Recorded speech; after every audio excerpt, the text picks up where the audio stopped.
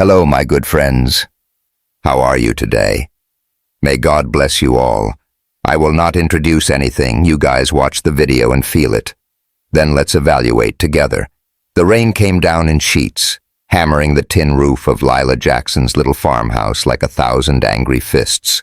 It was late October in Pine Hollow, Tennessee, and the air carried that sharp, earthy bite of a southern storm rolling in from the Smokies. Grayson Caldwell stood on her sagging front porch, soaked to the bone, his dark hair plastered to his forehead and his once crisp button-down clinging to his broad shoulders like a second skin. In his hand, he clutched a battered leather journal, its edges curling from the damp. He didn't care about the rain or the mud caking his boots. All he cared about was the woman standing in the doorway, her silhouette framed by the warm glow of a single lamp inside. Lila Jackson was a sight to behold even now, with her face twisted in fury. She was tall and strong, her deep brown skin glistening faintly from the humidity, her wild curls pulled back in a messy bun that couldn't quite tame them. Her black eyes, sharp as a hawk's, bore into him, cutting through the storm like lightning. She wore an old flannel shirt over a tank top, sleeves rolled up to her elbows, and a pair of faded jeans that hugged her curves in a way that made Grayson's chest tighten, even in this moment of reckoning. Her arms were crossed tight, like a shield, but her voice, low and steady, with that Tennessee drawl, hit him harder than the thunder rattling the windows. "Grayson Caldwell," she said, spitting his name like it tasted sour. "You got some nerve showing up here after what you did." "Lila, please," he started, his voice rough, almost drowned out by the rain. He took a step closer, boots squelching on the wet wood. "I know I fucked up. I know I don't deserve to be here, but I'm begging you. Just hear me out." "Hear you out?" Lila's laugh was sharp, bitter, slicing through the humid air. She uncrossed her arms and stepped forward, closing the gap between them until she was right in his face, raindrops catching on her lashes. "You think I'm some kind of game, Gray? Some prize you can win with your slick city charm and then toss aside when you're done? I ain't one of your damn horses to ride and break." Her words hit him like a punch to the gut, and for a second, Grayson couldn't breathe. He'd seen her mad before.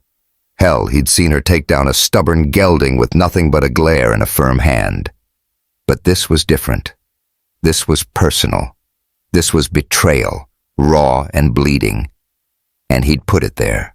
He opened his mouth to speak, but she cut him off, her voice rising over the storm. "I trusted you," she shouted, jabbing a finger into his chest.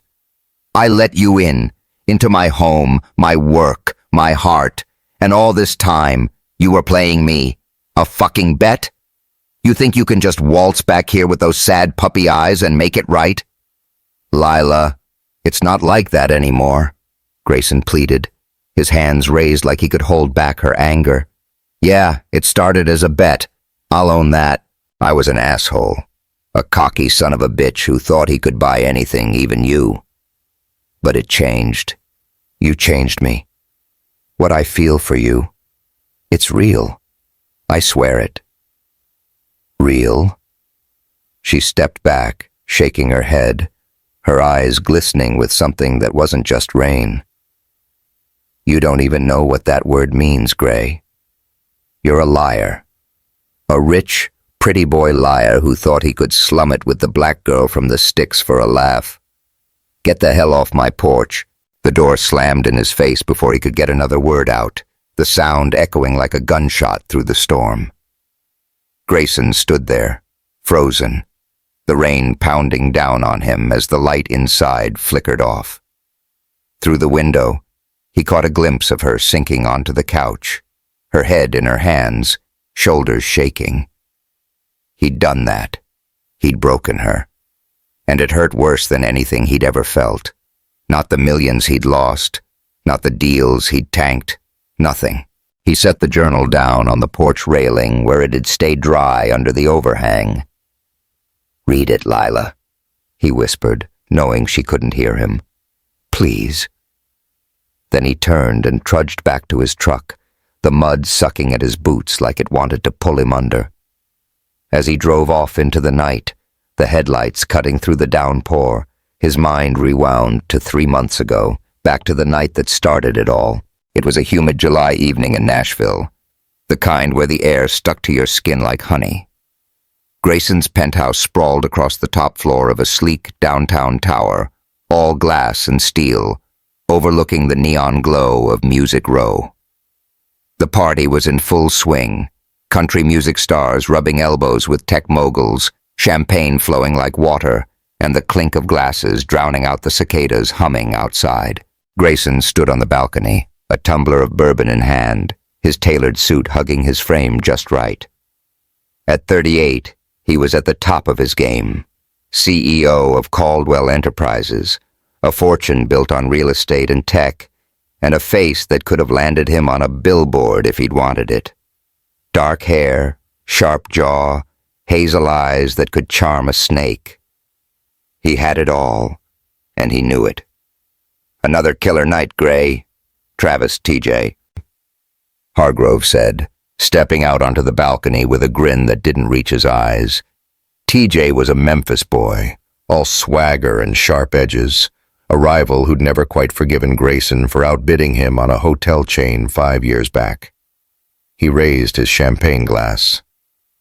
"But I'm starting to think you're bored of all this." Grayson smirked, swirling the bourbon. "Maybe I am. Same old faces, same old bullshit. Predictable as hell." "That's what happens when you've got the world on a leash," Elliot Kane chimed in, joining them with a cigarette dangling from his lips. Elliot was leaner than the other two, with a quiet intensity that made people underestimate him.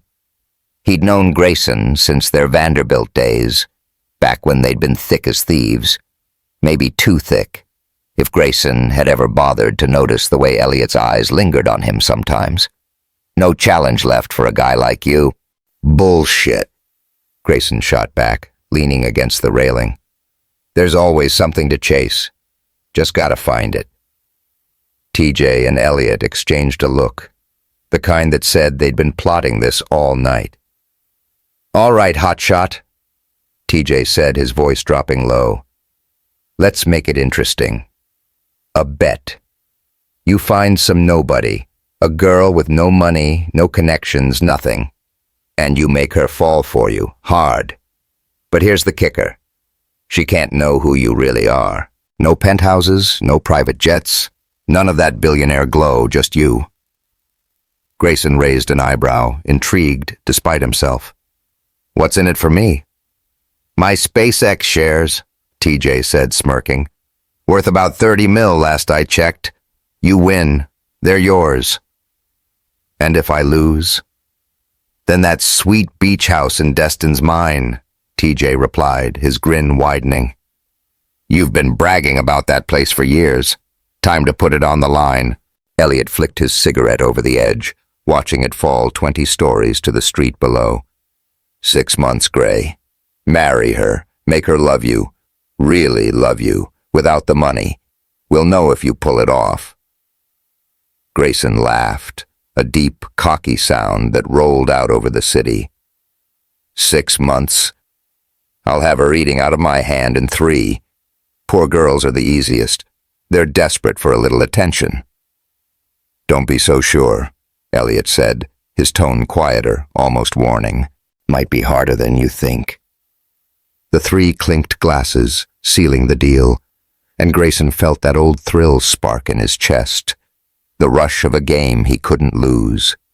He had no idea then how wrong he'd be. 3 weeks later, he was bouncing down a dirt road in a beat-up rental truck, the Nashville skyline a distant memory.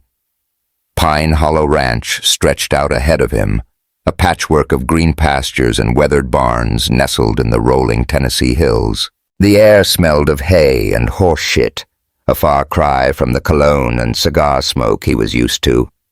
His Italian loafers were swapped for a pair of cheap work boots, his Rolex locked away in a safe back home. He told the ranch owner, an old-timer named Hank Grayson, no relation, that he was a burned-out business consultant looking to invest in rural property, a half-truth that rolled off his tongue easy enough. He parked near the main barn and stepped out, wincing as mud splattered his jeans. A melodic laugh floated out from inside, warm and rich, pulling him like a magnet. He followed it, stopping dead in the barn doorway when he saw her. Lila Jackson stood in the middle of the aisle, brushing down a massive bay horse with a gentleness that didn't match the strength in her frame. She was all muscle and grace, her skin a deep, warm brown that caught the sunlight streaming through the slats. Her curls were tied back with a bandana, a few strands escaping to frame her face, and her worn jeans clung to her legs like they were made for her. She murmured to the horse, her voice low and teasing, "You're a big old show-off, Titan, but we both know you're just a teddy bear under all that attitude." Grayson cleared his throat, and she turned, those piercing black eyes locking onto him. No makeup, no bullshit, just a natural beauty that hit him like a freight train. She gave him a quick once-over, unimpressed. "Can I help you?" she asked, her tone flat, like she'd already decided he didn't belong. He flashed his best smile, the one that had closed deals and opened bedroom doors.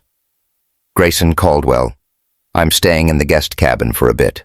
Hank said I might find you here." "Lila Jackson," she said, turning back to the horse. "I run the stables. You might want to swap those boots if you're planning to stick around. They won't last 10 minutes out here." He glanced down at his mud-streaked feet and chuckled. "Yeah, I'm still figuring out this country thing." She didn't smile back, just kept brushing Titan. "What's a city boy like you doing in Pine Hollow?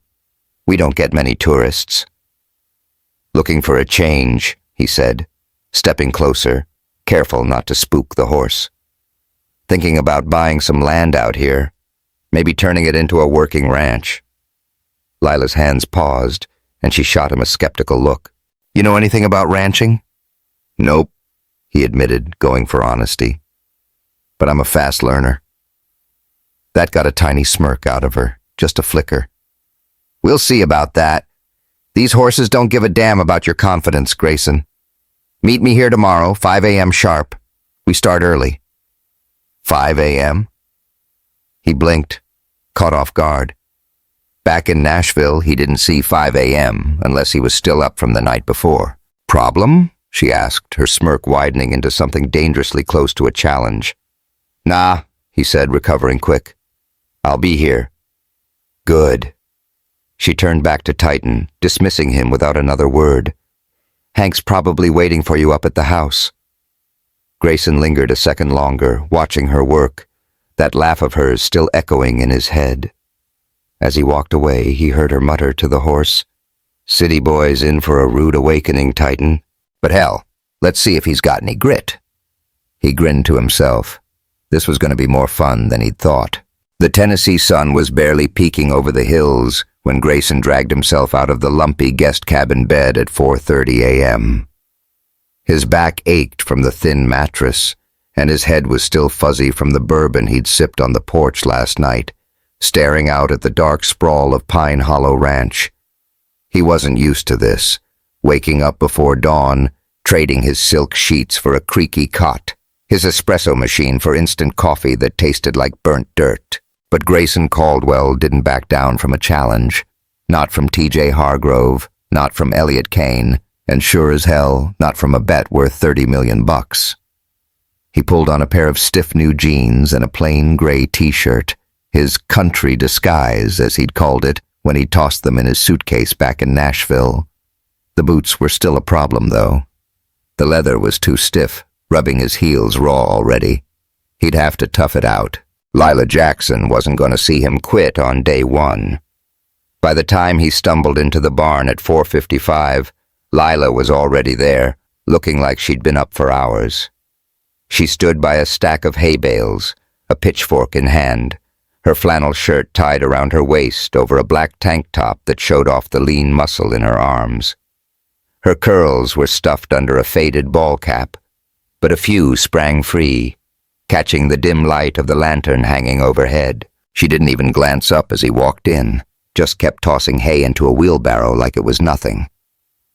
"You're early," she said, her voice dry as the dust on the barn floor. "Didn't think you'd show." "Told you I'd be here," Grayson said, stifling a yawn. He grabbed a shovel leaning against the wall, trying to look like he knew what he was doing. "What's first?" Lila finally looked at him, her dark eyes glinting with something that might have been amusement or pity. "Mucking stalls." "You ever shoveled horse shit before, city boy?" "Can't say I have," he admitted, flashing her that grin he'd perfected over years of boardroom deals. "But I'm guessing it's not rocket science." She snorted, handing him a pair of work gloves. "It ain't pretty either. Start with Titan's stall over there. And don't bitch about the smell. It'll only get worse." Grayson took the gloves, their fingers brushing for half a second. Her skin was warm, calloused, real in a way that made his pulse kick up a notch. He shook it off and got to work, digging into the stall with more enthusiasm than skill. The stench hit him like a wall, sharp and sour, clinging to the back of his throat, but he kept his mouth shut. Lila worked across from him, her movements smooth and practiced, like she'd been born with a shovel in her hand. Every now and then she'd toss him a tip, "Scoop, don't stab," or "Watch your footing, that's fresh," but mostly she let him figure it out. 3 hours later, he was sweaty, sore, and covered in a fine layer of dust, and worse. His hands, used to signing contracts and shaking hands over steak dinners, were blistered under the gloves. But damned if he didn't feel a weird kind of pride when he stepped back and saw the clean stall, straw spread neat and even. Lila handed him a bottle of water, her lips twitching like she was fighting a smile. "Not bad for a rookie," she said, leaning against the barn wall. "Thought you'd puke or quit by now." "Takes more than a little manure to scare me off," he said, taking a long swig. The cold water felt like heaven going down. "What's next?" "Breakfast," she said, pushing off the wall. "Even greenhorns gotta eat. Come on." She led him up to the main house, a weathered 2-story with a wraparound porch that creaked under their boots. Inside, Hank's wife Ruth had a spread waiting, biscuits still steaming from the oven, sausage gravy thick enough to stick to your ribs, and a pot of coffee that actually smelled decent. Hank, a wiry old man with a face like cracked leather, waved Grayson to a seat at the scarred oak table. "So, Grayson," Ruth said, her voice warm as she slid a plate in front of him, "what's a fella like you really doing out here? Hank says you're some kind of consultant?"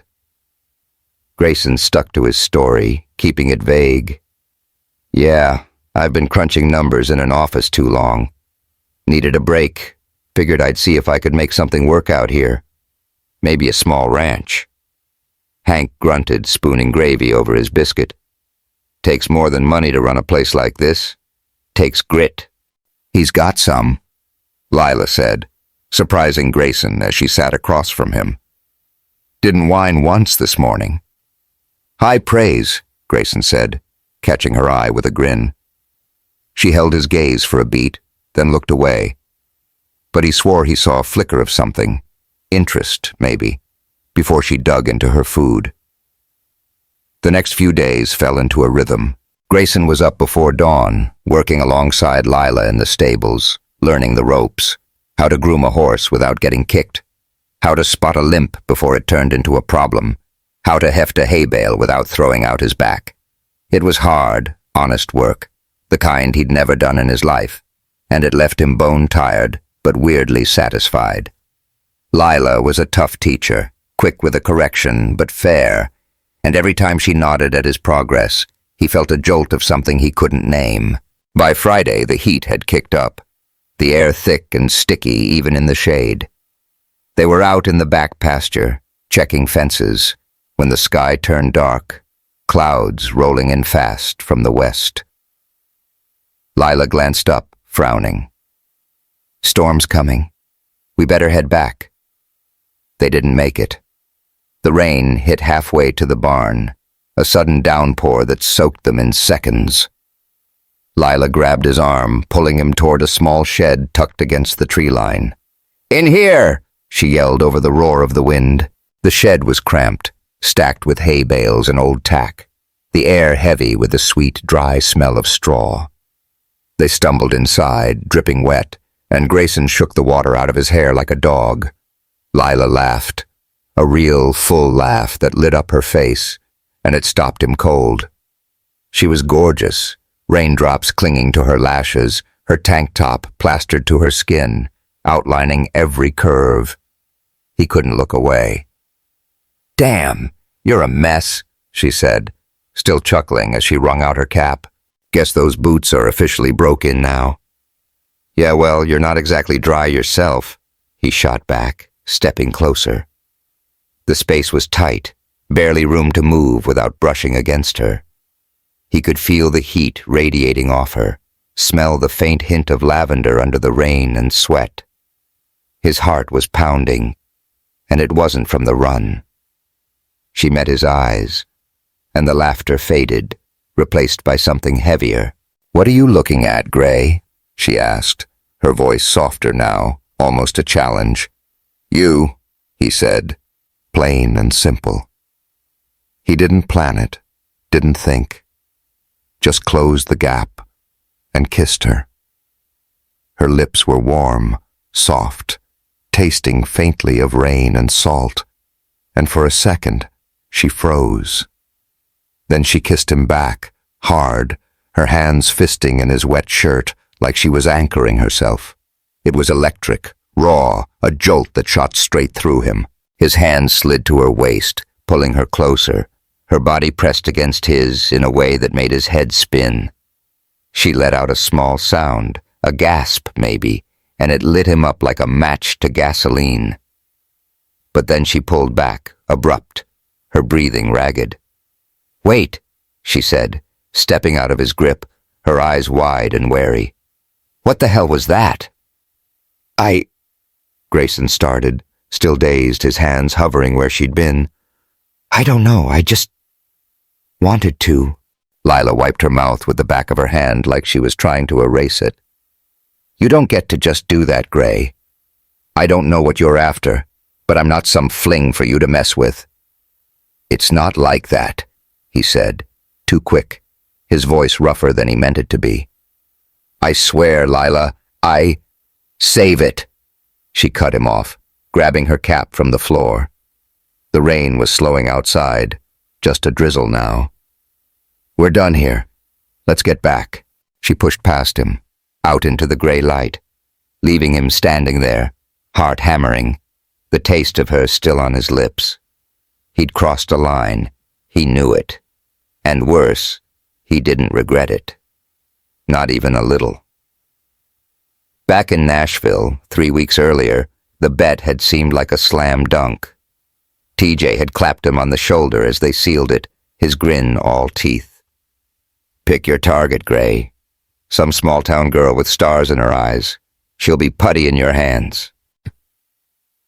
Elliot had stayed quiet, nursing his drink, but his eyes had followed Grayson across the balcony. "Just don't get too caught up," he'd said later when TJ was out of earshot. "You're not the settling down type." "Never have been," Grayson had replied, laughing it off. "This is just a game, man. 6 months, tops." Now, standing in that shed with Lila's kiss still burning through him, he wasn't so sure. This wasn't just a game anymore. It was something else, something dangerous, and he was already in deeper than he'd planned. The days at Pine Hollow Ranch started blending together for Grayson, each one a blur of sweat, dirt, and the quiet rhythm of working alongside Lila. By the end of his second week, he'd gotten the hang of the basics, mucking stalls without gagging, saddling Titan without fumbling, even hauling water buckets without spilling half of it down his front.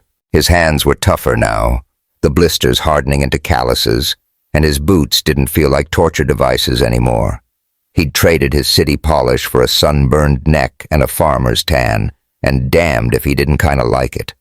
Lila noticed, too. She didn't say much, but he caught the way her eyes lingered when he wrestled a hay bale into place, or the quick nods she gave when he got something right. That kiss in the shed hung between them like a live wire. Neither of them brought it up, but it was there, crackling in the air every time they got too close. Grayson didn't push it. He couldn't afford to, not when he was still playing a part, not when every step closer to her made the lie he was living feel heavier. It was late August now, the heat hanging thick over Tennessee, the kind that made your shirt stick to your back by noon. The Pine Hollow Fall Festival was coming up that weekend, a big deal for the little town. Booths, music, the works. Lila mentioned it offhand one morning while they were brushing down the horses, her voice casual but her eyes flicking to him like she was testing something. "Festival Saturday," she said, running a comb through Titan's mane. "Whole town shows up. You sticking around for it?" "Wouldn't miss it," Grayson said, keeping his tone light. "Gotta see what all the fuss is about." She smirked, just a little. "Might be more your speed than mucking stalls. Less shit to shovel." He laughed, and for a second it felt easy, like they were just two people, not a billionaire on a bet and a woman he was supposed to con. "You gonna show me the ropes, or am I on my own?" "Depends," she said, glancing at him over Titan's back. "You think you can keep up?" "Try me," he shot back, and her smirk turned into something warmer, something that made his chest tighten. Saturday night rolled around, and Pine Hollow's town square was lit up like a postcard, strings of Edison bulbs crisscrossing overhead, the smell of fried dough and apple cider thick in the air.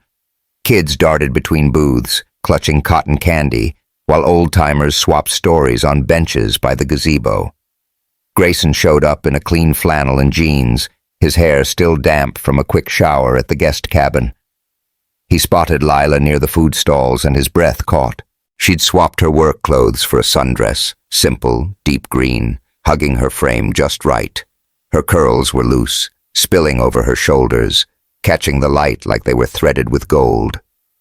She was laughing at something Ruth said, her head thrown back, and Grayson couldn't take his eyes off her.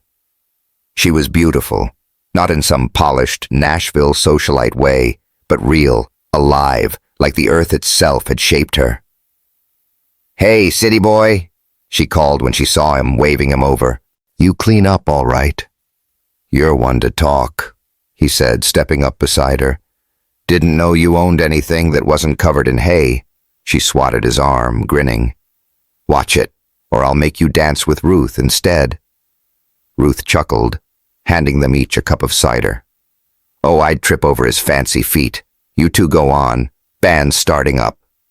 The music kicked off, a lively country tune with a fiddle that got the crowd moving. Lila led him through the festival, introducing him to folks. Mr. Carter from the hardware store, Miss Ellie who baked the pies, a dozen others who greeted her like family.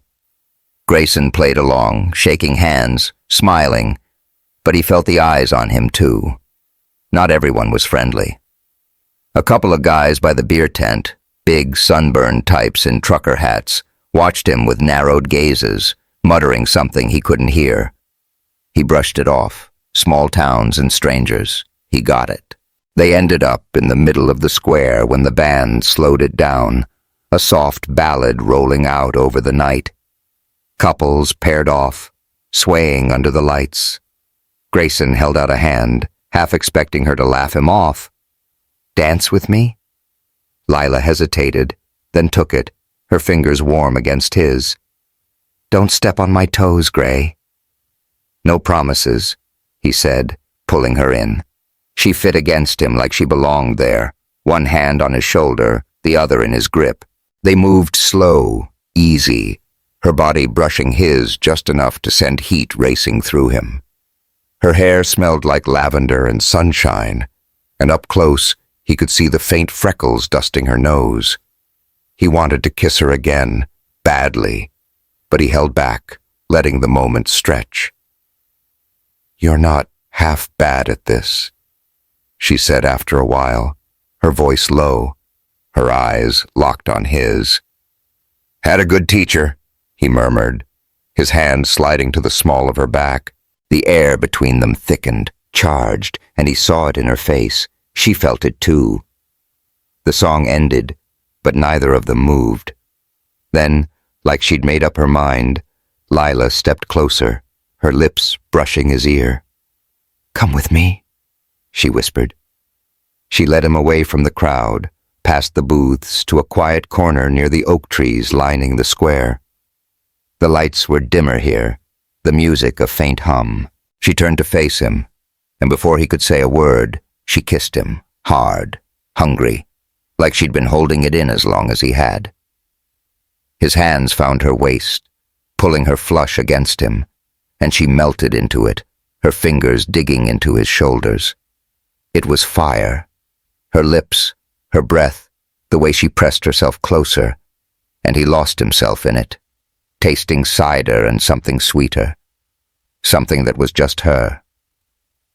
They broke apart, gasping, her forehead resting against his. "Jesus, Lila," he managed, voice rough.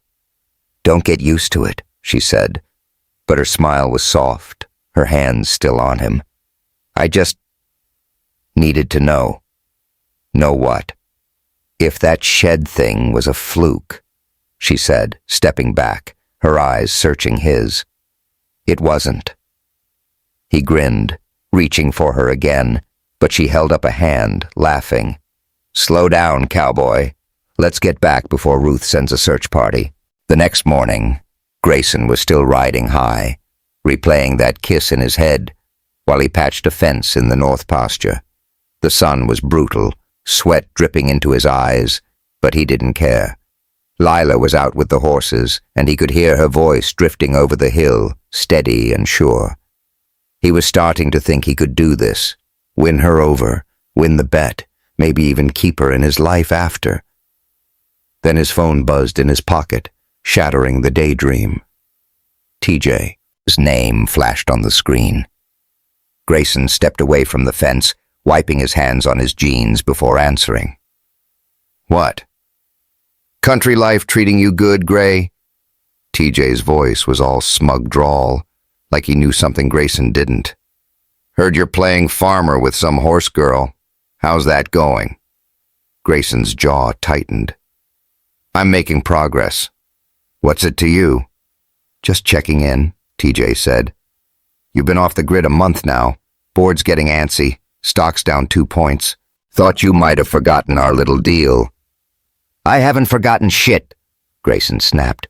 "I've got this under control." "Sure you do," TJ said, laughing. "Don't get too cozy out there. Clock's ticking." The call ended, and Grayson shoved the phone back in his pocket, cursing under his breath. TJ was right. He'd been slacking on the company, letting emails pile up, dodging calls. He'd told himself he could handle it remotely, but the truth was, Pine Hollow was sucking him in. Lila was sucking him in. And that bet, it was starting to feel less like a game and more like a noose. He was still stewing when Lila rode up on Titan, her face shadowed under her hat. "You okay?" she asked, reining the horse in. "Looked like you were about to punch that fence post." "Yeah, fine," he said, forcing a smile.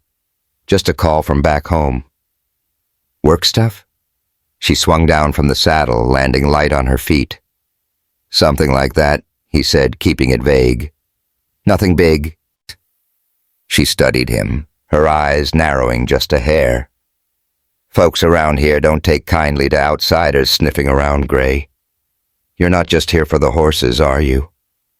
The question hung there, sharp and pointed. He could have lied, should have lied, but something in her gaze stopped him.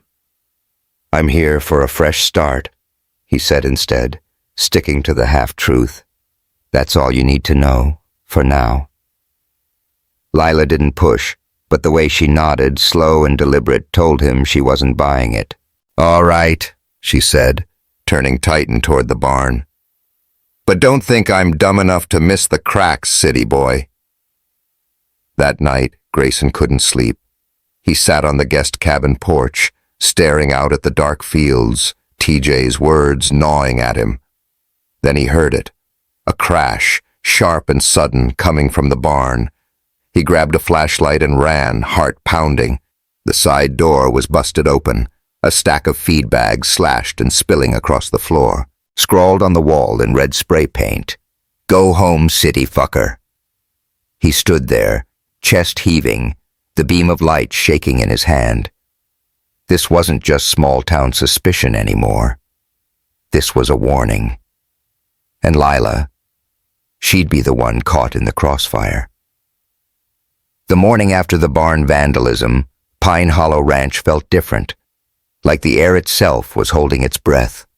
Grayson was up early, patching the busted door with Hank, his hands steady but his mind racing. The red spray paint had been scrubbed off, but the words still burned in his head. "Go home, city fucker."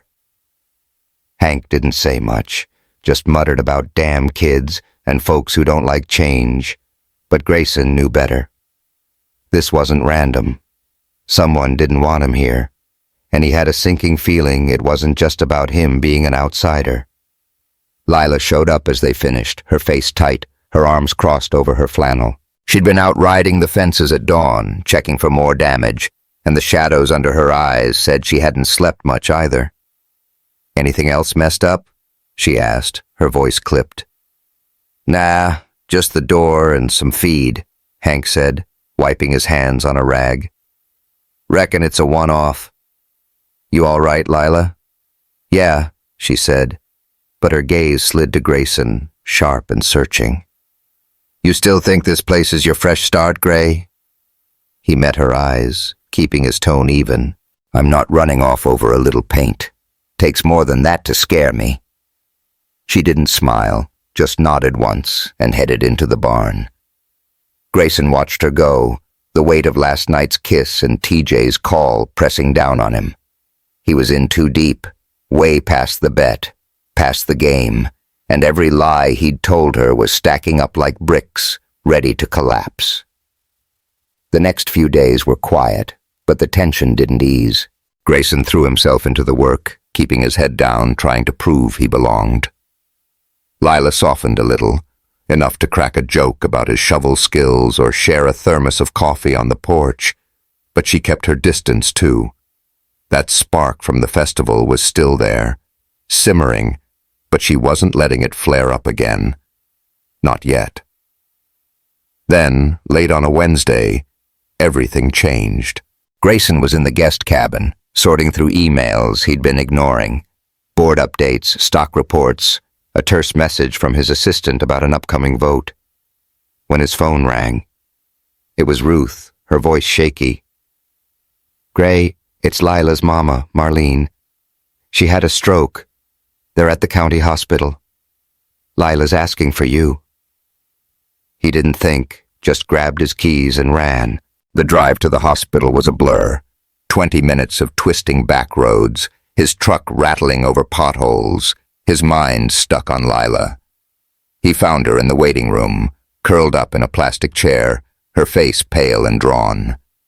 She looked smaller somehow, fragile in a way he'd never seen.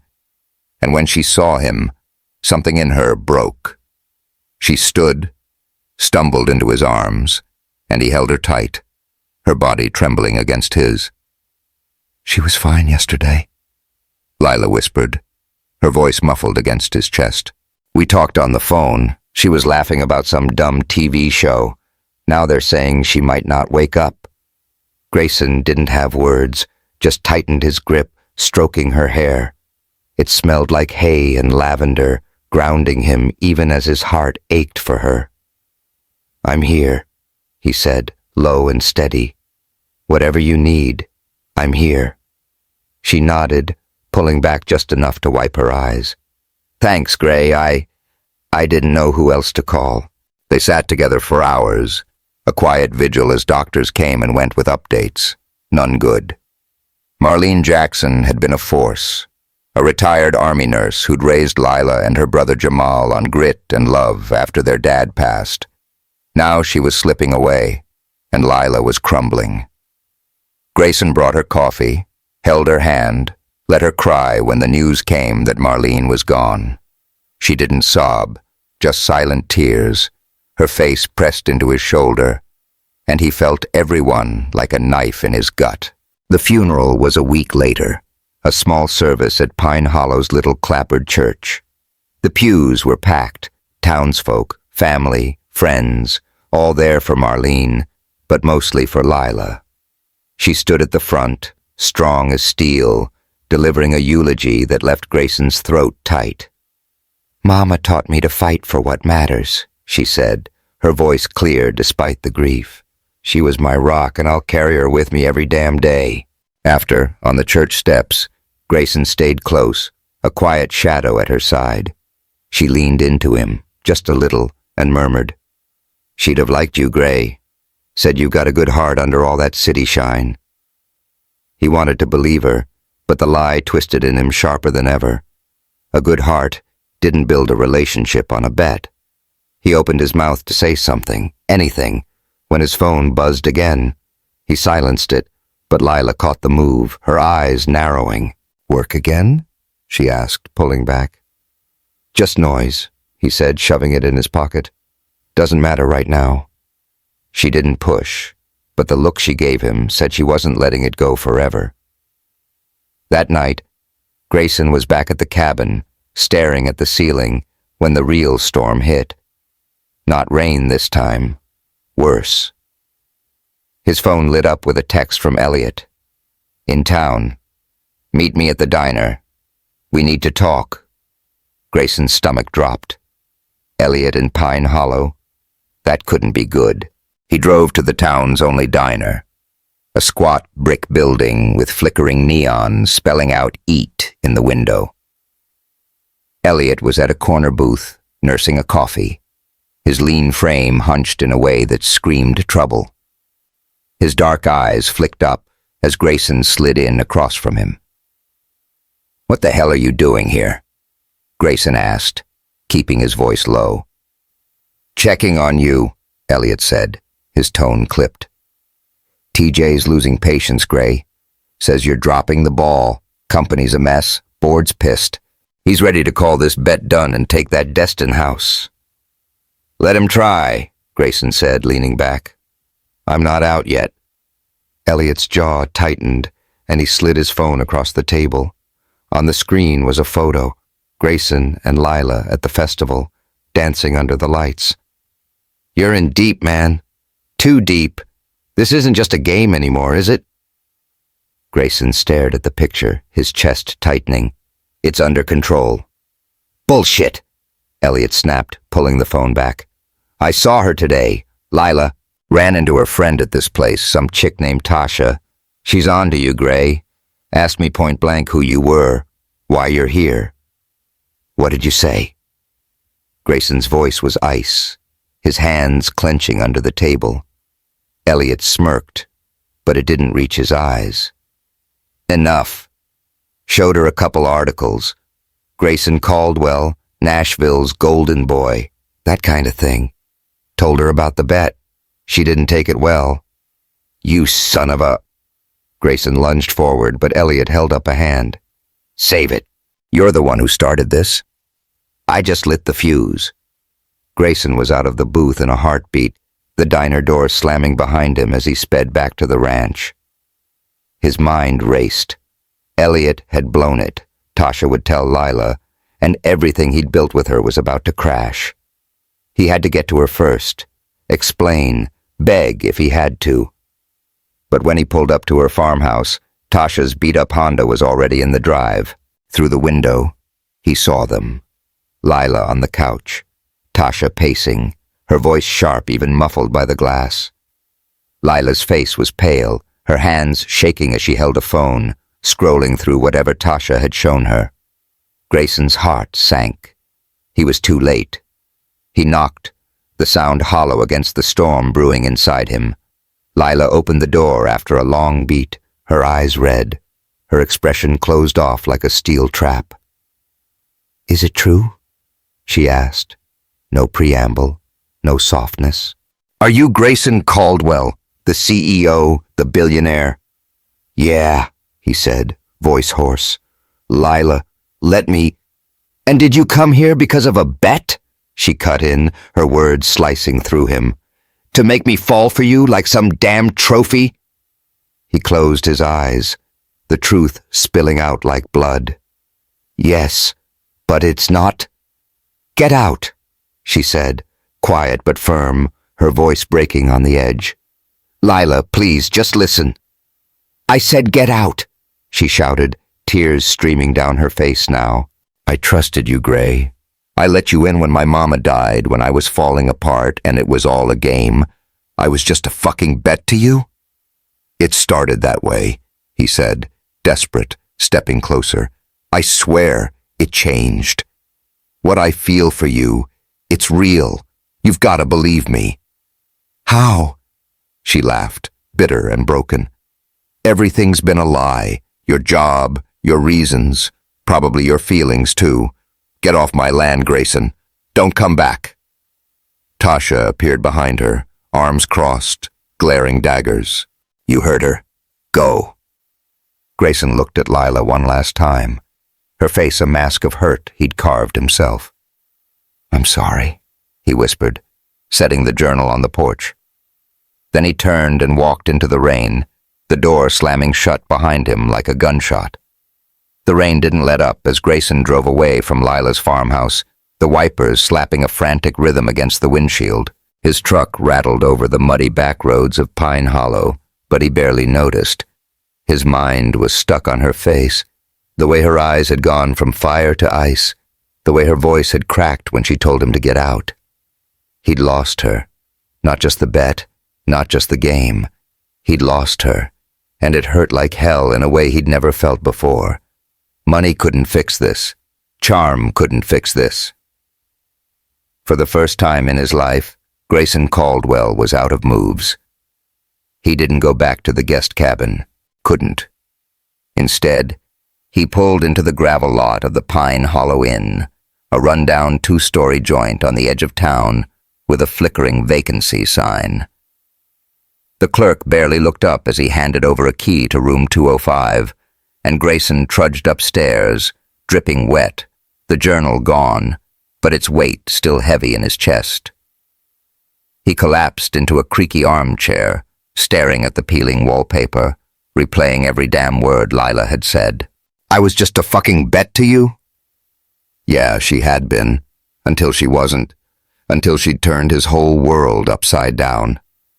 His phone buzzed on the nightstand, 10 missed calls, half a dozen texts. Most were from his assistant, Claire, but one stood out.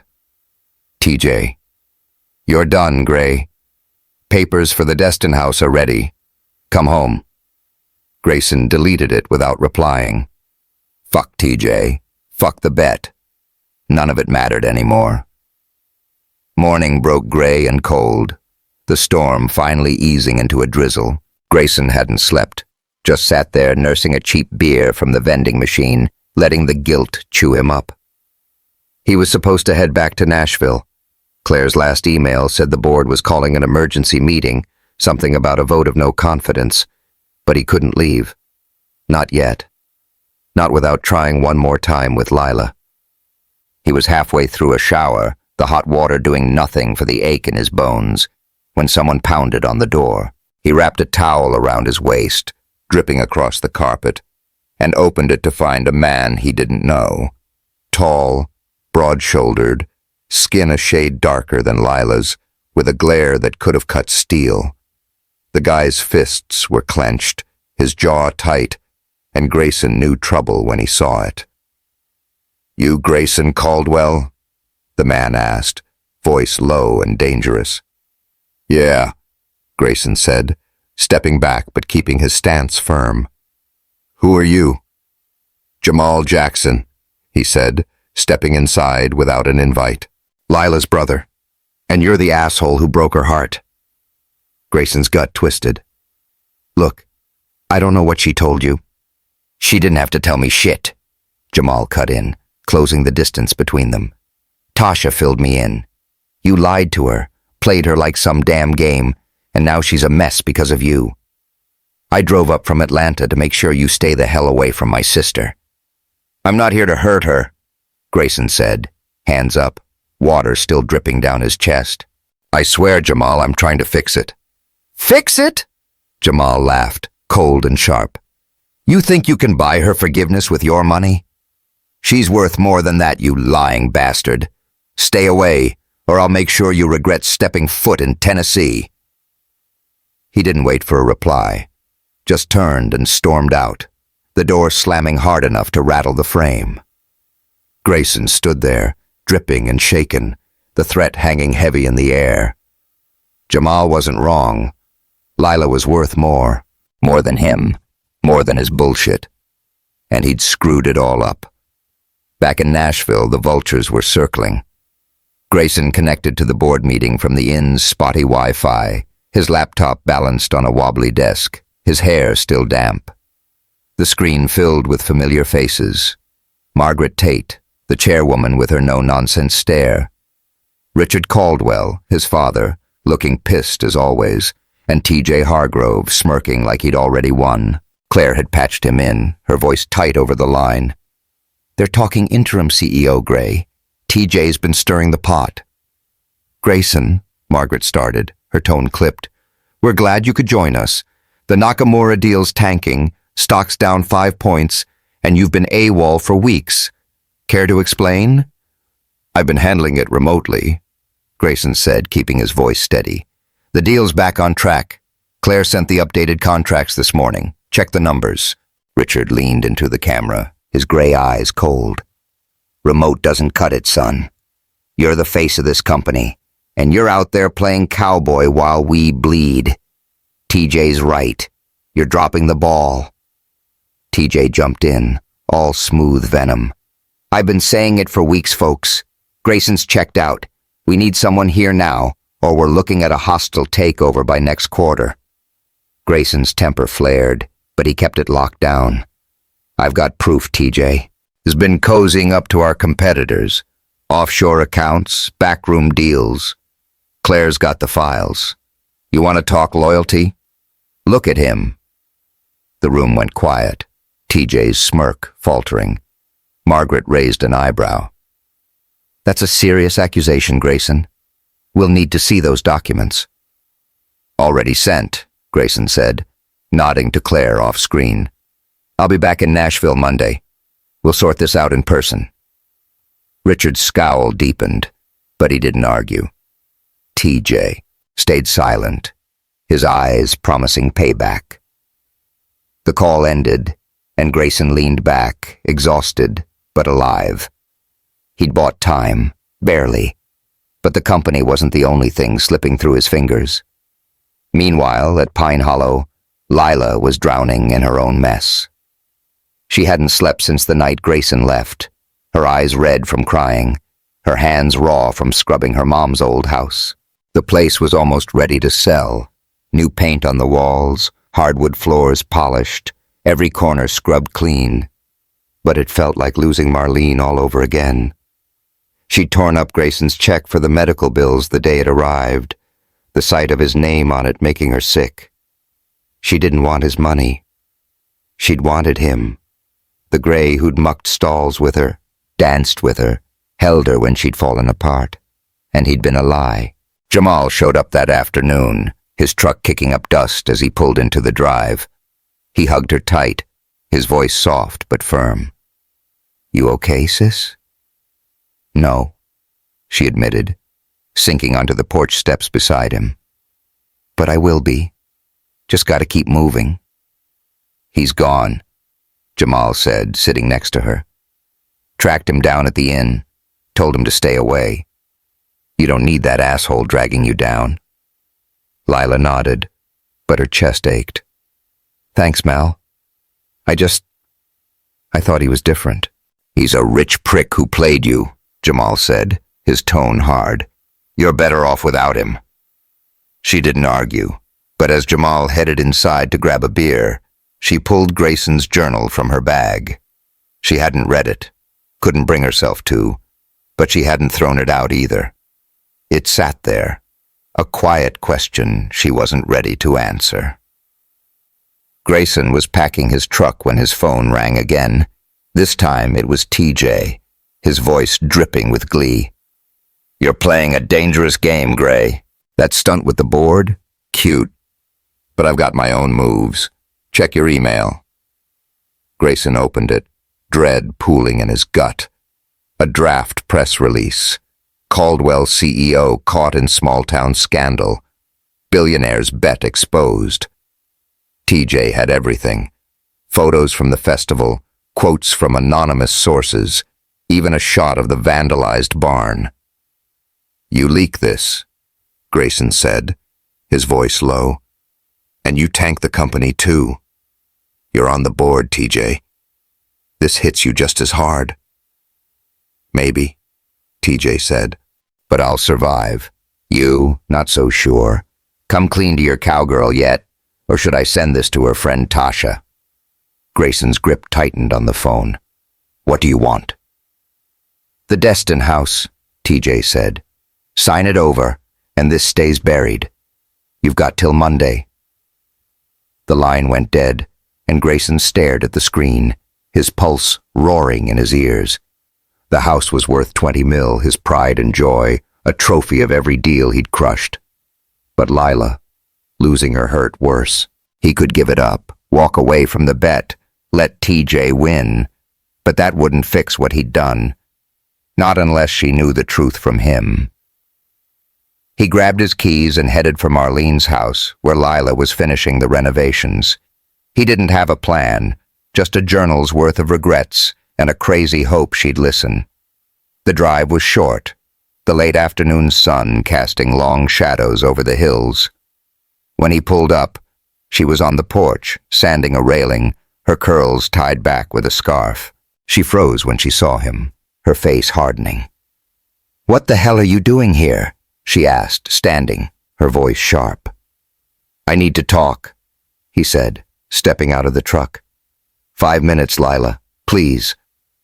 "You've got nothing I want to hear," she said, turning away, but he held up the journal.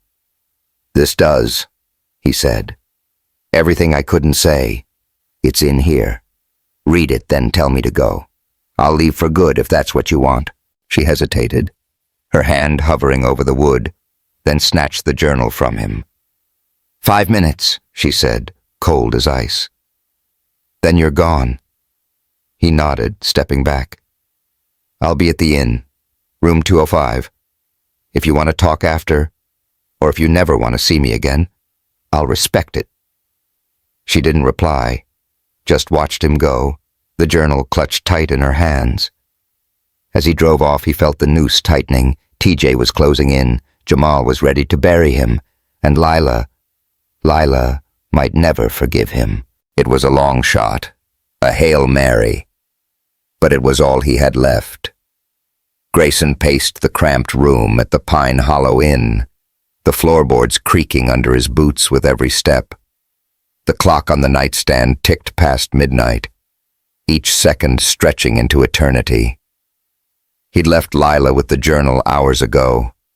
A last-ditch plea poured onto those pages. Every doubt, every moment she'd cracked him open. Every time he'd realized he was falling for her. He didn't know if she'd read it, didn't know if she'd care. All he knew was he couldn't leave Tennessee without trying, even if it meant walking away empty-handed. His phone buzzed again. TJ, probably, gloating about the Destin house or that damn press release. Grayson ignored it, tossing the thing onto the bed. He sank into the armchair, running a hand through his hair, the weight of the past 3 months crashing down on him. Nashville felt like a lifetime ago. The penthouse, the parties, the boardroom battles. He'd come to Pine Hollow to win a bet, to prove he could charm anyone, buy anything. Instead, he'd lost everything that mattered. And Lila, God Lila, was the one price he couldn't pay to get back. A knock at the door jolted him upright, his heart slamming against his ribs. He stumbled over, fumbling with the lock, and swung it open. Lila stood there, the journal in her hands, her face unreadable under the dim glow of the hall light. She was still in her work clothes, jeans, a faded tank top that scarf holding back her curls, but her eyes were red, like she'd been crying. For a second, neither of them spoke, the silence thick with everything unsaid. "You read it?" Grayson asked, his voice rough, barely above a whisper. "Yeah," she said, stepping inside, her gaze locked on him. "All of it." He swallowed hard, bracing himself. "And?" She didn't answer right away, just walked past him to the window, staring out at the drizzle still clinging to the night. "You wrote some pretty ugly shit in here, Gray," she said finally, her tone flat. "How you size me up like a target, my weaknesses, my trust issues. Real charming." "I know," he said, stepping closer but keeping his distance. "I was an asshole. I won't deny it. That's who I was when I got here." "And then it changes," she said, turning to face him, holding the journal up like evidence. "Page after page, you're confused, then you're hooked, then you're, what, in love? You expect me to believe that?" "It's the truth," he said, meeting her eyes, steady as he could. "Every word. I came here to win a bet, Lila, but you flipped the whole damn game. I didn't plan on you being so, strong, real, better than me in every way. I fell for you, and I've been trying to be a man worth you ever since." She laughed, sharp and shaky, shaking her head. "You lied to me, Gray, for weeks. You danced with me, held me when Mama died, kissed me, and it was all built on a lie. How do I trust anything you say now?" "You don't," he admitted, his chest tight. "Not yet. Trust's gotta be earned, and I burned mine to the ground. All I'm asking is a chance to build it back, one day at a time." Lila studied him, her fingers tightening on the journal. "I sat on Mama's porch tonight reading this. Every page hurt, like ripping a scab off. But the end.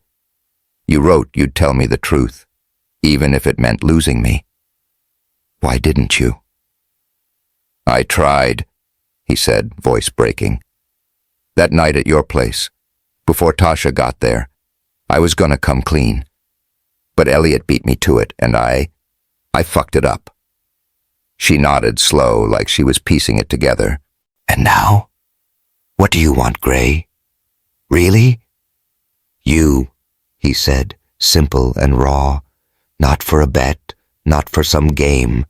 Just you. A chance to love you for real. No secrets. No bullshit." Lila's breath hitched, and she turned away again, her shoulders stiff. "It's not that easy. I don't trust easy, never have. And after this, I don't know if I can." "I get that," he said, stepping closer, close enough to feel the heat off her, but not touching. "I'll wait. I'll prove it, however long it takes." She turned back, her eyes searching his, and for the first time he saw a crack in her armor, a flicker of the warmth he'd fallen for.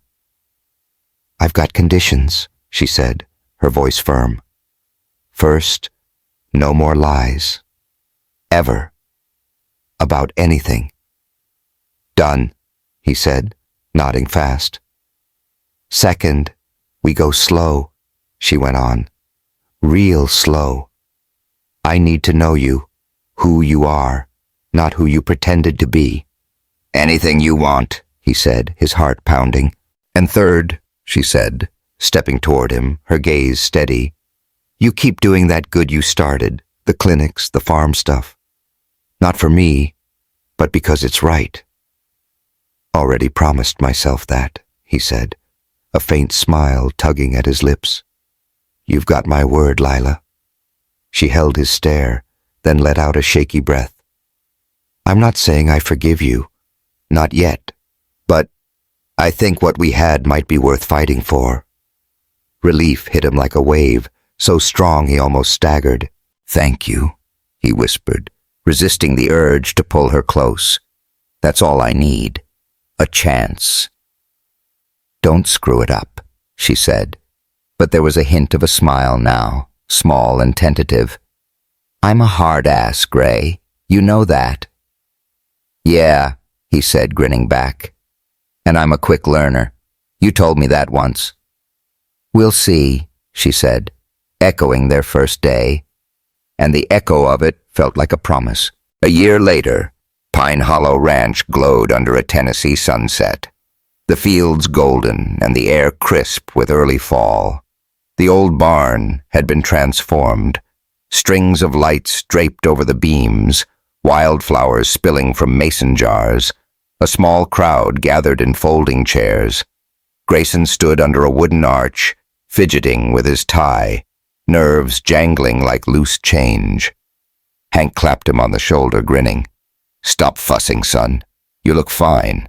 Just want it to be right," Grayson said, his voice tight. "She deserves that."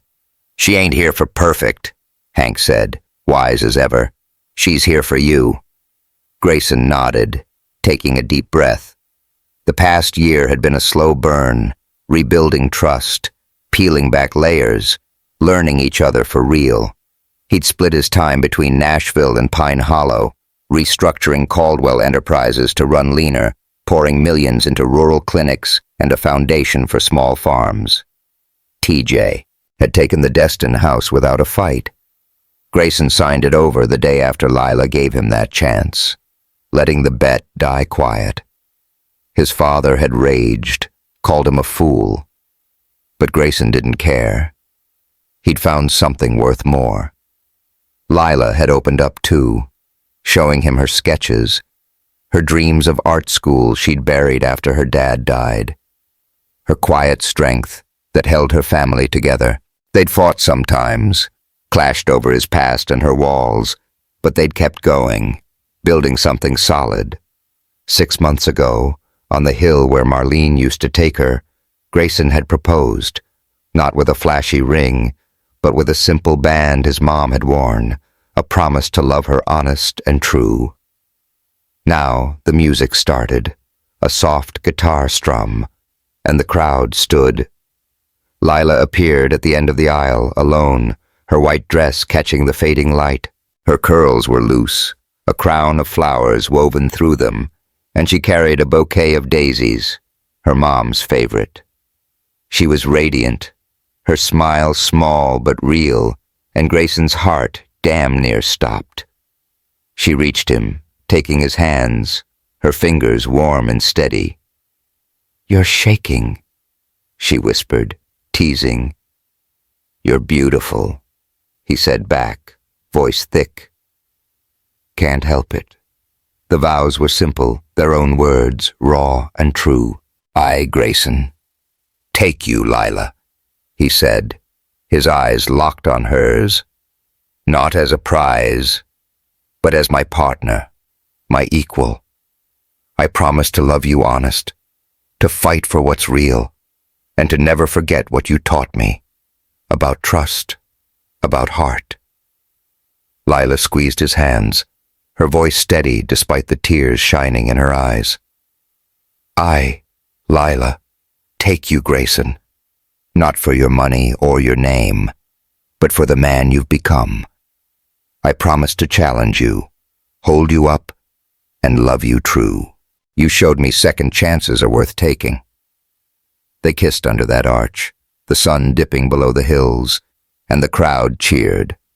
Hank and Ruth, Tasha, even Jamal, who'd come around after Grayson proved himself. Later, at the reception, they danced under the stars, her head on his chest, his arms around her like he'd never let go. A month after the wedding, they opened the Pine Hollow Art Center, a barn-turned studio where Lila taught kids to draw, paint, dream. Grayson worked from a small office there, running the company remote, living simpler than he ever had.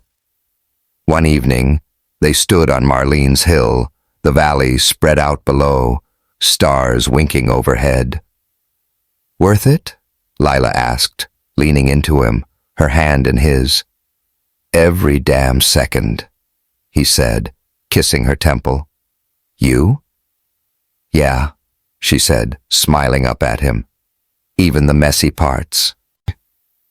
He'd lost a bet to win her, lost the house, the game, the old Grayson, and found something better, a life built on truth, a love worth fighting for. And under those Tennessee stars, he knew he'd do it all again. And that's the end, y'all. Did Gray and Lila's story touch your heart? Subscribe, comment your favorite moment, and let me know what you'd like to see next. Thanks for riding this wild trail with me. See you in the next one.